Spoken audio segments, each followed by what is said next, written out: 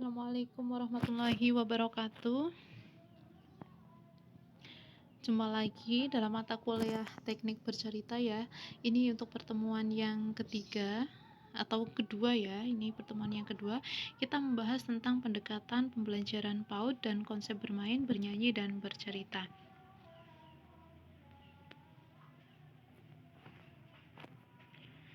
Yang pertama, kita membahas tentang pendekatan pembelajaran PAUD. Jadi, apa itu pendekatan pembelajaran PAUD? Pendekatan pembelajaran itu bisa diartikan sebagai titik tolak atau sudut pandang kita terhadap suatu proses pembelajaran yang merujuk pada terjadinya suatu proses. Dalam hal ini adalah belajar ya, yang sifatnya masih sangat umum. Nah, di dalamnya itu mewadahi seorang anak dalam belajar, kemudian menginspirasi, menguatkan, dan melatari atau melatar belakangi penggunaan metode tertentu dalam belajar dengan teori tertentu. Adapun pendekatan pembelajaran PAUD itu dibagi menjadi dua, yaitu student center approach dan teacher center approach. Jadi pembelajaran yang berpusat pada anak atau siswa dan pembelajaran yang berpusat pada guru. Untuk anak usia dini, jadi pembelajarannya itu berpusat kepada anak. Kenapa harus berpusat kepada anak? Karena di sini dikatakan bahwa dimanapun anak berada ya, dia akan melewati dan merasakan bahwa apa yang dilakukannya adalah pengalaman dan perubahan pengetahuan dari yang tidak tahu menjadi tahu. Kemudian alasan yang lainnya bahwa anak itu adalah pembelajar yang aktif, kreatif, dan inovatif. Jadi biar anak itu aktif atau belajar dengan sendirinya.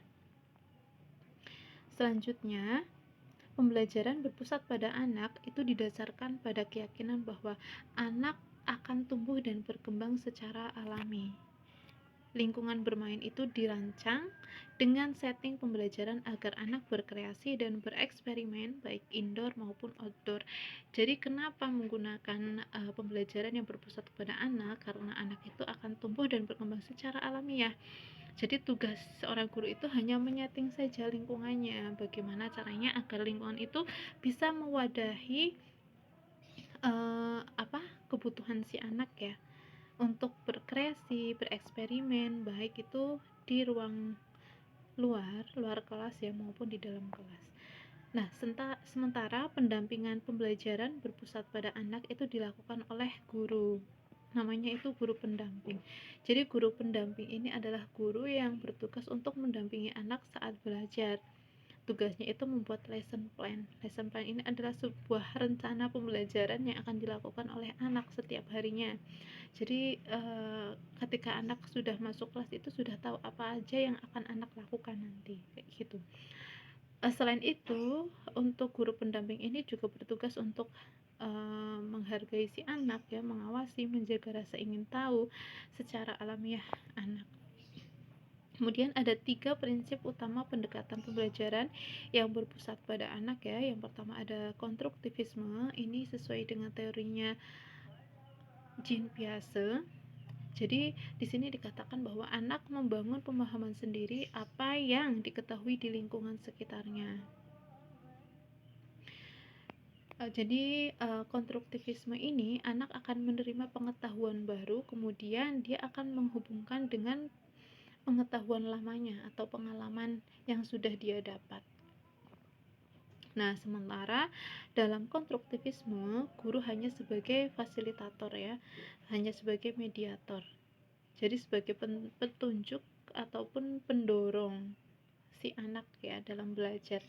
Jadi untuk memenuhi kebutuhan belajar anak yang belum terpenuhi itu apa?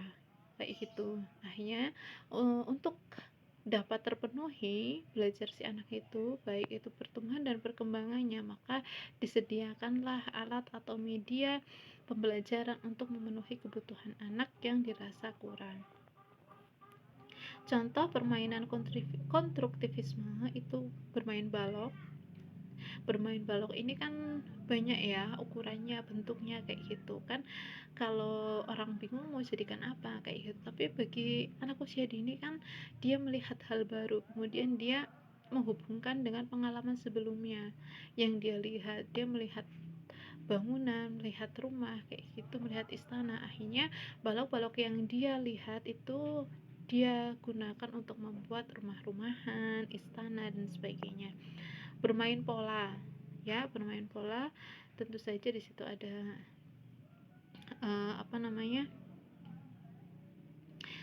ada segitiga, ada persegi panjang, ada persegi dan sebagainya. Kemudian pembelajaran yang sesuai dengan perkembangan anak. Jadi pembelajaran yang sesuai dengan perkembangan anak ini adalah pembelajaran yang sesuai dengan minat anak, perkembangan kognitifnya, baik sosial emosionalnya. Dan ini sesuai yang dikatakan oleh Jean Piaget, Erik Erikson, dan Vygotsky. Jadi pembelajaran ini dilakukan karena anak ini berkembang sesuai dengan tahap-tahapnya ya. Jadi anak itu tahapannya tidak bisa disamakan. Anak memiliki tahap perkembangan yang berbeda. Nah, jadi tugas orang guru itu memang harus memahaminya bahwa anak ini memiliki keunikan. Walaupun dalam beberapa kegiatan keunikan ini bisa bersatu ya. Tetapi bagaimana seorang guru PAUD memang dituntut untuk kreatif ketika pembelajaran itu harus bisa mewadahi semua anak yang unik tersebut. Caranya gimana? Baik itu alat bermainnya, media pembelajarannya itu harus bervariasi, strategi, metode itu juga harus bervariasi agar keunikan anak-anak itu bisa terwadahi ya. Selanjutnya, prinsip pembelajaran berdasarkan perkembangan anak itu apa saja sih? Yang pertama, menciptakan iklim yang positif dan kondusif untuk belajar. Biasanya di sini ada aturan kelas ya, biar anak itu disiplin, kondusif seperti itu. Kemudian membantu kerekatan kelompok dan memenuhi kebutuhan individu. Jadi bagaimana merancang proses pembelajaran agar ada interaksi antar individu ya dan memenuhi kebutuhan individu. Kemudian lingkungan dan jadwal hendaknya memberikan kesempatan kepada anak untuk berpartisipasi aktif. Jadi ketika merancang suatu pembelajaran, entah itu membuat sebuah jadwal, itu memang harus ada partisipasi anak ya, keterlibatan anak. Tujuannya apa? Agar anak itu mampu menuangkan aspirasinya. Jadi ketika anak dilibatkan dalam pembuatan jadwal atau yang lainnya, dia akan merasa memiliki gitu, lebih bertanggung jawab ya. Yang keempat itu pengalaman belajar hendaknya dirancang secara konkret ya, secara nyata. Memang untuk anak usia dini memang pembelajarannya lebih ke konkret ya, biar anak itu melihat secara langsung, melihat nyata. Jadi tidak melulu berimajinasi. Kemudian penilaian perkembangan anak dilakukan secara kontinu, secara terus-menerus ya, untuk mengetahui bagaimana perkembangan anak dan bersifat otentik melalui observasi. Kemudian mendorong anak untuk mengembangkan keterampilan berkomunikasi, berbahasa secara menyeluruh. Ya, kita tahu ya, bahasa itu ada banyak. Yang pertama ada membaca, mendengar, berbicara, dan menulis permulaan. Kemudian motivasi dan bimbingan itu diberikan agar anak mengenal lingkungannya, kemudian mengembangkan keterampilan sosial, pengendalian, dan disiplin diri. Yang ketiga, kurikulum diorganisasikan secara terpadu untuk mengembangkan seluruh aspek perkembangan anak. Jadi bagaimana kurikulum itu dirancang agar seluruh perkembangan anak itu bisa terpenuhi dengan baik. Yang ketiga itu ada pendekatan progresif ya. Maaf, di sini saya pendidikan tulisannya ya. Sebenarnya pendekatan. Jadi pendekatan progresif ini dicetus oleh John Dewey yang dikenal sebagai bapak pendidikan progresif, yang mengatakan bahwa pendidikan itu dipandang sebagai proses sepanjang hidup. Jadi pendidikan itu akan ada sepanjang hidup ya. John Dewey berpendapat bahwa pendidikan dipersiapkan untuk kehidupan masa dewasa. Jadi apa yang dipelajari sekarang itu adalah bekal anak untuk masa yang akan datang atau ketika dewasa. Jadi pendidikan progresif dibangun berdasarkan prinsip konstruktivisme. Selanjutnya, pembelajaran berpusat pada anak memiliki beberapa pusat kegiatan yang berisi berbagai macam bahan ajar untuk dieksplorasi oleh anak, diantaranya yang pertama bermain drama. Nah, di sini bermain drama biasanya ada berbagai alat-alat ya, seperti masak-masakan, baju, teflon, kemudian benda lain yang mendorong anak untuk memperagakan apa yang mereka lihat dalam kehidupan mereka. Nah, kegiatan bermain peran membantu anak untuk memahami dunia mereka dan memainkan berbagai macam peran, ya, sesuai dengan apa yang mereka lihat dan merasakan dalam kehidupan sehari-hari. Kemudian ada pusat kegiatan bacaan dan tulisan. Jelas ya, kalau bacaan dan tulisan mesti berkaitan dengan buku kayak gitu ya. Bahan untuk menyimak, menulis. Nah, biasanya wilayah ini tempatnya tenang sehingga dapat melihat buku, membaca buku kepada temannya dan meminta guru untuk membacakannya. Kemudian ada kesenian.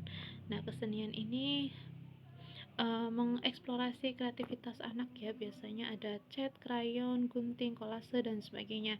Selanjutnya ada memasak. Nah, memasak ini adalah kegiatan yang sangat istimewa ya bagi si anak. Karena apa? Dalam kegiatan masak ini anak melakukan kegiatan secara alamiah seperti mencicipi kayak gitu ya, menyantap, kemudian menimbang makanan. Nah, di sini kegiatan memasak itu akan mendukung mereka untuk memahami konsep matematika. Ada sedikit, ada banyak ya. Menimbang ini berat, ini ringan. Kemudian ada matematika, berhitung permulaan. Di situ biasanya bahannya ada puzzle, balok geometri dan sebagainya. Kemudian ada kegiatan di luar kelas. Nah, di kegiatan di luar kelas, anak-anak dapat belajar ilmu pengetahuan, baik matematika, keterampilan sosial, mengembangkan kecintaannya terhadap lingkungan. Ini ya yang paling sering dan mudah terlihat. Mereka juga dapat meningkatkan penggunaan otot kasar dan halus. Kemudian ada musik. Musik dapat digunakan setiap hari untuk menyatukan kegiatan pembelajaran agar pembelajarannya tidak membosankan dan pembelajarannya menyenangkan. Kemudian ada pasir dan air. Nah, di sini memungkinkan anak untuk menggunakan panca indera mereka ya. Biasanya ada bahan-bahannya sekop, saringan, ember kecil, ada pasir ya. Kemudian ada sains atau ilmu pengetahuan alam. Nah, pusat pembelajaran IPA mencerminkan langsung minat anak terhadap kejadian-kejadian alamiah. Pembelajaran berlangsung pada ilmu lingkungan hidup dan alamiah saat anak-anak melihat tumbuh-tumbuhan, kemudian pepohonan, ada binatang-binatang kayak gitu. Nah, itu kan berarti anak melihat hal-hal di alam secara langsung. Kemudian ada pembelajaran saintifik. Nah, di sini perlu teman-teman ketahui ya, pembelajaran saintifik ini sangat bagus sekali dan memang ada di kurikulum 2013. Pendekatan saintifik ini merupakan pendekatan yang membangun cara berpikir anak agar anak itu memiliki kemampuan untuk menalar. Nah, biasanya harus melalui proses mengamati sampai mengomunikasikan. Ini juga disampaikan oleh Jean Piaget bahwa anak belajar dengan membangun pengetahuannya sendiri melalui pengalaman yang diperolehnya. Vygotsky itu berpendapat bahwa lingkungan, orang lain, orang dewasa, dan media membantu anak dalam belajar untuk berkarya pengalaman anak. Pendekatan saintifik tadi kan memang membangun anak untuk menalar ya, tetapi harus melalui proses dari mengamati sampai mengomunikasikan. Nah, di sini ada pendekatan saintifik rangkaian mencari tahu dengan melalui beberapa tahap. Yang pertama itu ada mengamati. Jadi proses belajarnya biarkan anak mengamati sesuatu dengan panca inderanya. Setelah mengamati itu menanya. Nah, proses berpikir yang didorong keingintahuan anak. Jadi ketika anak sudah mengamati sesuatu, anak didorong untuk bertanya. Setelah bertanya, anak mengumpulkan informasi. Jadi proses mencari jawaban dari pertanyaan yang disampaikan melalui buku, film, kayak gitu. Anak itu mencoba untuk mencari tahu. Setelah mencari tahu, kemudian menghubungkannya, yang namanya menalar, menghubungkan pengetahuan yang sudah dimiliki dengan pengalaman baru. Selanjutnya yang terakhir adalah mengomunikasikan, yaitu penguatan pengetahuan atau keterampilan baru yang baru didapatkan anak. Jadi menguatkan kembali, dia baca lagi, dia bertanya kayak gitu, itu namanya menguatkan. Yang ketiga, yang selanjutnya itu ada konsep bermain, bernyanyi, dan bercerita. BCM ini adalah ketiga hal yang menyenangkan ya, dan memang harus ada dalam pembelajaran anak usia dini. Metode belajar yang menyenangkan yang sering disebut dengan pendekatan happy learning ya. Nah, di sini ada konsep bermain.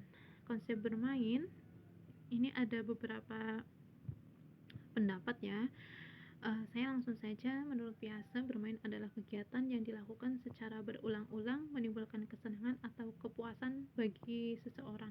Jadi bermain itu memang tujuannya untuk bersenang-senang kayak gitu, menyenangkan diri sendiri atau menimbulkan kesenangan. Kemudian dapat diartikan pula bermain sebagai upaya memperoleh kesenangan atau kepuasan jiwa dari setiap aktivitas yang dilakukan, baik menggunakan alat maupun tidak menggunakan alat ya. Yang terpenting anak merasa bahagia dan tidak mempedulikan hasil akhirnya itu seperti apa. Yang penting saya merasa senang ketika bermain. Itu adalah konsep bermain. Di sini ada beberapa ahli yang mengartikan bermain. Yang pertama ada Froebel, yaitu bermain adalah bagian dari pertumbuhan dan perkembangan. Kemudian ada Erikson yang mengatakan bahwa bermain itu bertentangan dengan bekerja. Kemudian ada John Dewey yang mengatakan bahwa bermain adalah kegiatan yang memiliki nilai nilai sosial yang sangat terlihat. Kemudian ada Vygotsky, bermain imajinasi merupakan kunci perkembangan.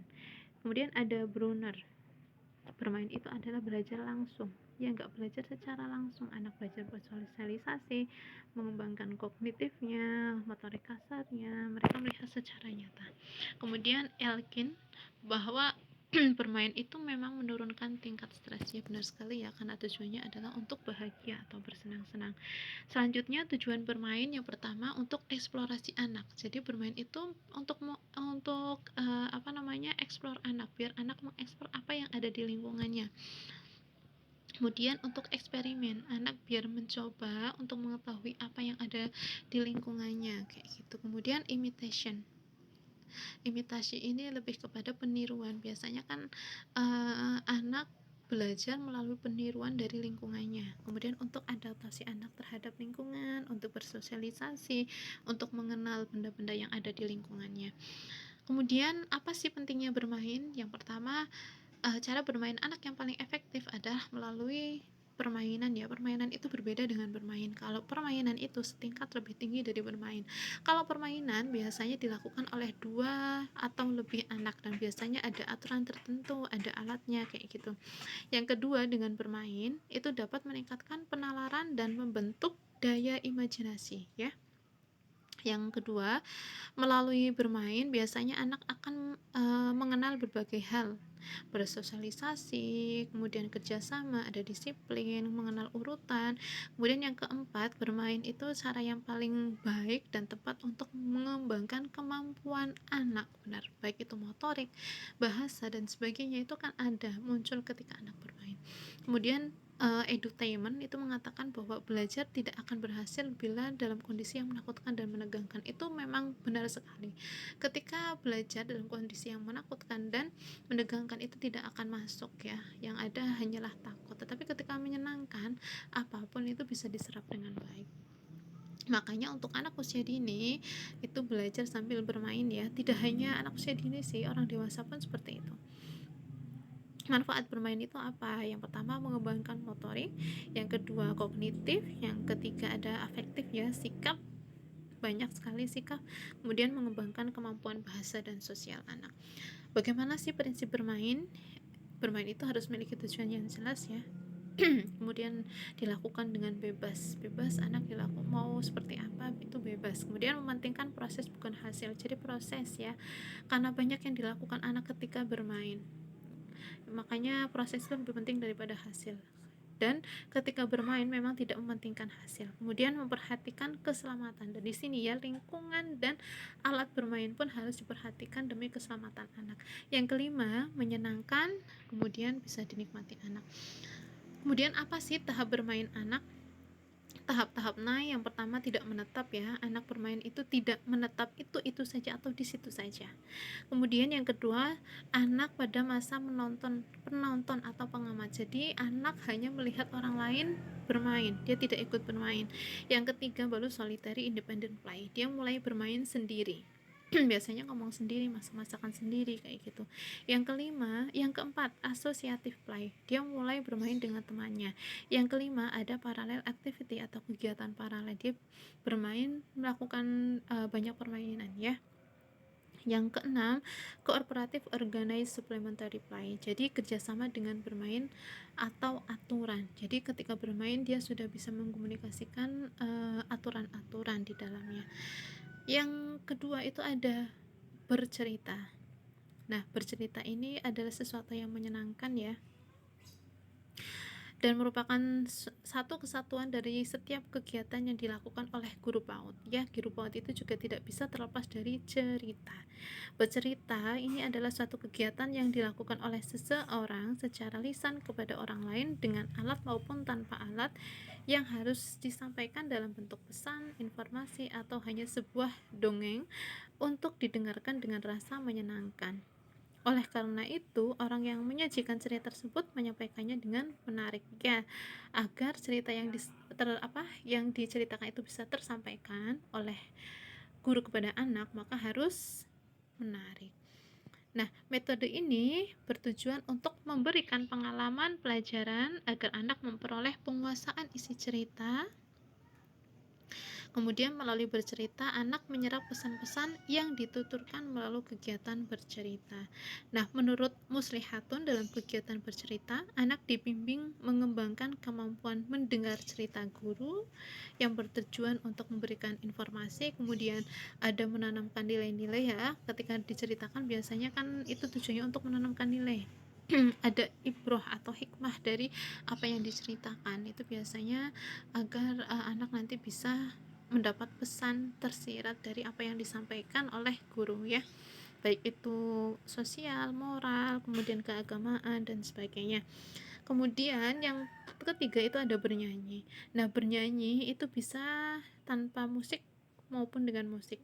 Jadi kemampuan aspirasi anak akan berkembang, dan melalui nyanyian anak dapat mengekspresikan segala pikiran dan isi hatinya. Menyanyi merupakan bagian dari ungkapan emosi ya.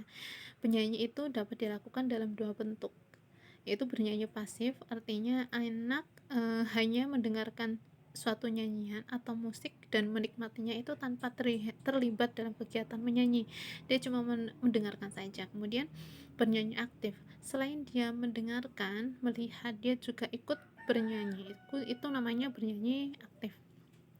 Nah, apa sih fungsi bernyanyi di sini? Menurut Fatur 2020, bernyanyi adalah bagian dari musik yang berfungsi untuk mengungkapkan pikiran dan perasaan untuk berkomunikasi. Ya nggak biasanya dengan musik anak itu ceria seperti itu ya, gembira kayak gitu.